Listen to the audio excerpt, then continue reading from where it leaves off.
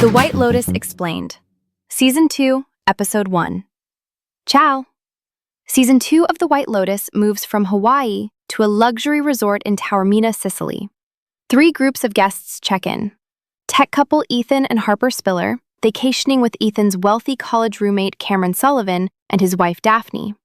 3 generations of Di Grasso men tracing Sicilian roots. And Tanya McQuoid-Hunt, the only returning character, now in a troubled marriage to Greg. A flash forward reveals that by week's end, multiple guests will be dead. Season 2 of The White Lotus moves to Sicily, and the premiere opens with a gut punch. Daphne Sullivan, one of our new guests, is chatting with tourists on the beach, goes for a swim, and runs right into a dead body floating in the water. And it's not just one. The resort manager Valentina gets word that multiple bodies have washed up, all guests at her hotel. Then the whole episode rewinds 1 week to when everyone checks in. So now every introduction carries this weight of who's going to end up dead. Exactly. 3 groups arrive. First, there's Ethan Spiller, a newly wealthy tech entrepreneur, and his wife Harper, an employment lawyer. They're here at the invitation of Cameron Sullivan, Ethan's brash old college roommate, and Cameron's wife, Daphne. Harper does not like these people. Not even a little. At lunch, she's already put off by Cameron and Daphne's constant PDA, and then they reveal they don't even follow the news. Cameron may not have even voted, and Harper can barely hide her contempt. And the class tension underneath is real. Ethan only recently got rich by selling his tech company, and Cameron's always had money. So Harper figures there's an angle to why Cameron suddenly wants to be best friends. Then the big moment. Cameron goes upstairs to change into borrowed swim trunks. His bag got lost in Rome. And Harper's in the bathroom when he just strips down completely naked, with the connecting space wide open. Whether that's deliberate or careless almost doesn't matter. It's a boundary violation either way. Harper tells Ethan that night, and he just waves it off. Of course he does. Says Cameron probably didn't realize she could see. But Harper's not buying it. And now there's a wedge. She sees something transgressive, and her husband won't even engage. Meanwhile, we've got the Di Grassos, 3 generations of Italian-American men on a heritage trip. Bert, the grandfather, is about 80 and flirts with every woman at the hotel.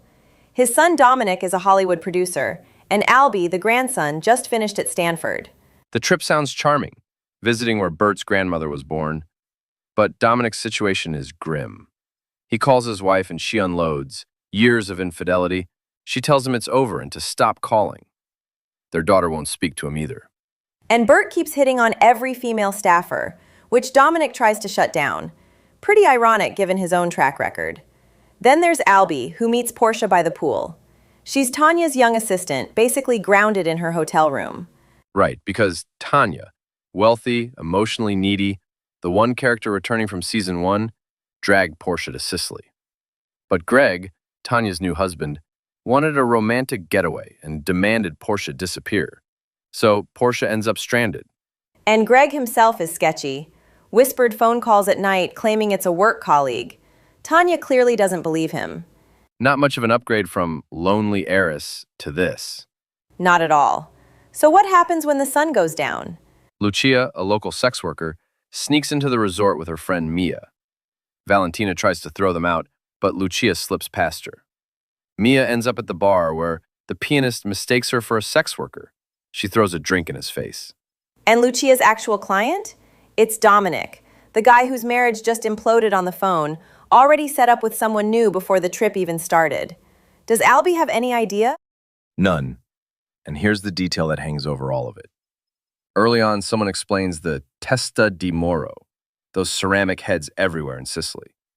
The legend is about a woman who beheaded her unfaithful lover, and it lands as a warning in an episode where every man is crossing a line.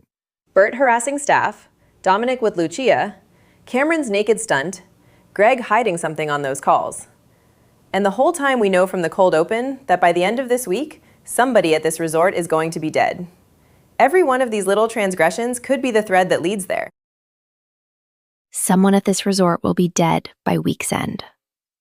Dominic is with Lucia. Harper is losing trust in Ethan. Greg's secret phone calls remain unexplained.